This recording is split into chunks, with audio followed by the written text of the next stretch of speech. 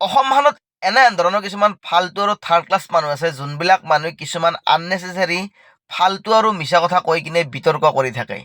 আপোনালোকে তলত দিয়া ফটোখন দেখা পাইছে। এই ফটোখনত ফ্লাইঅভাৰৰ যোনটো পিলাৰ আছে, পিলাৰটো এনেকৈ লোহাই দি আৱৰি দিছে। এতিয়া কিছুমান চামচাবিলাকে আহি কিনে এই যে লোহাই দি পিলাৰটো এনেকৈ আৱৰি দিছে, এইটোক লৈ কিনে কিছুমানে এতিয়া কৈ আছে যে জুবিনদাৰ ফটো অংকন কৰাৰ ভয়তে চৰকাৰে এই পিলাৰটো এনেকৈ লোহাই দি আগুৰি দিছে। ছ'চিয়েল মিডিয়াত আহি যা তা কথা লিখি কিনে অসমৰ মানুহখিনিক বুৰ্বক বনাব চেষ্টা কৰিব নালাগে। এই যে পিলাৰটোত যে লোহাই দি এনেকৈ আৱৰি দিছে, আচলতে চৰকাৰে গোটেই গুৱাহাটী ফ্লাইঅভাৰৰ তলত এনেকুৱা কিছুমান গাৰ্ডেন বনোৱাৰ কাৰণে প্লেনিং কৰি আছে। এই যে তলত দিয়া ফটোখন দেখা পাইছে, এনে ধৰণৰ কিছুমান গাৰ্ডেন বনোৱাৰ কাৰণে পৰিকল্পনা কৰি আছে।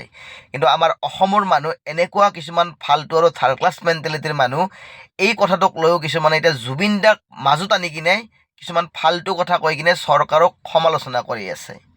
আপোনালোকে ভাবক যে জুবিন দাৰ নাম লৈ এতিয়া কিছুমান এনেকুৱা মানুহ ওলাইছে। এই তলত দিয়া ভিডিঅ'টো চাওক।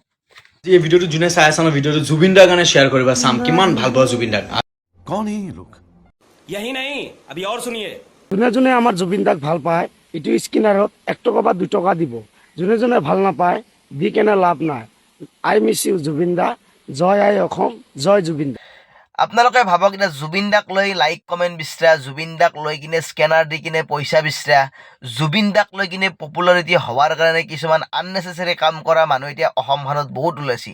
সেইকাৰণে আমাৰ সাধাৰণ ৰাইজে সাৱধান হ'ব হ'ল যে জুবিন দাৰ নাম লৈ যি টি কথা কোৱা মানুহখিনিক যাতে এভইড কৰি চলে, আৰু সেই মানুহখিনিক যাতে জুবিন দাক লৈ কিছুমান এনেকুৱা ভিডিঅ' আৰু এনেকুৱা কথা কোৱা মানুহখিনিক যাতে বেয়া বেয়াকৈ গালি পাৰে, তাৰ কাৰণে মোৰ অনুৰোধ।